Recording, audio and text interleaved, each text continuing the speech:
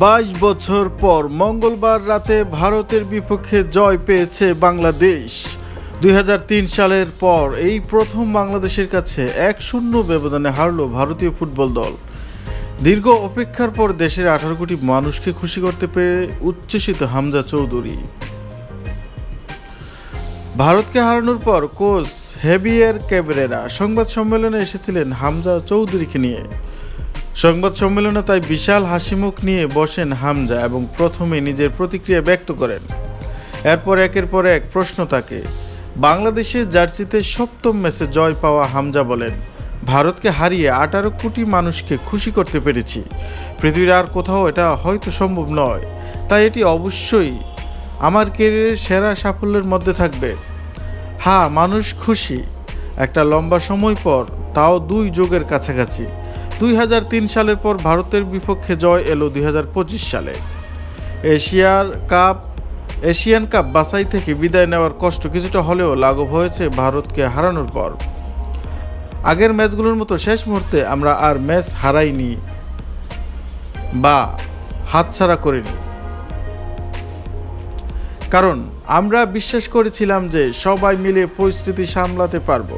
খেলোয়াড়দের জন্য, স্টাফদের জন্য আমি ভীষণ খুশি। এত পরিশ্রমের পর দলটির এমন বড় কিছু পাওয়ারই কথা ছিল, যোগ করেন তিনি। আপনি কেমন অনুভব করেছেন? এই প্রশ্নের জবাবে হামজা বাংলাতেই বললেন, খুব ভালো লাগছে। আলহামদুলিল্লাহ, আমরা জিতেছি। আমি তো আসলে ক্যাম্পে একেবারে শেষে যোগ দিয়েছি। কোচ, কোচিং স্টাফ আর খেলোয়াড়রা প্রায় 23 দিন ধরে এখানে আছেন। 500 ঘন্টারও বেশি কঠোর পরিশ্রম করে গেছেন সবাই। আলহামদুলিল্লাহ, আজ তার ফল মিলেছে। ভারত ম্যাচের অনুশীলনে বিলম্বে যোগ দিয়েছিলেন হামজা। ম্যাচের পর সেই প্রসঙ্গে তিনি বলেন, আমি আর সামিত একটু দেরি করেই যোগ দিয়েছি। এসে শুধু কিছুটা মানসিকতা যোগ করার চেষ্টা করেছি। আজ আমরা সেই মানসিকতাকেই দেখিয়েছি মাঠে। শেষ 4 ম্যাচে আমরা দারুণ খেলেছি। টেকনিক্যালি খুব ভালো ছিলাম, তবে শেষ দিকে হোস্ট খাচ্ছিলাম। আজ উল্টোটা হয়েছে। হয়তো বল পায় ততটা ভালো ছিলাম না, কিন্তু দেখিয়েছি আমরা কতটা স্থিতিশীল হতে পারি। এবার সময় এসেছে 2 দিক একত্র করে সামনে এগিয়ে যাওয়ার, ইনশাআল্লাহ। দারুণে জয়ের পরও এশিয়ান কাপ বাছাইয়ে বাংলাদেশে কোনো লাভ হয়নি, কারণ আগেই বিদায় নিশ্চিত হয়েছিল। তাই তাতে কোনো খারাপ লাগছে কি না জানতে চাইলে হামজা বলেন, আমরা জিতেছি, ভালো লাগছে। মার্চে সিঙ্গাপুরের বিপক্ষে এশিয়ান কাপ বাছাইয়ের শেষ ম্যাচ বাংলাদেশে। হামজা বলেন, এই ম্যাচটি এক ধরনের ফাইনাল ছিল।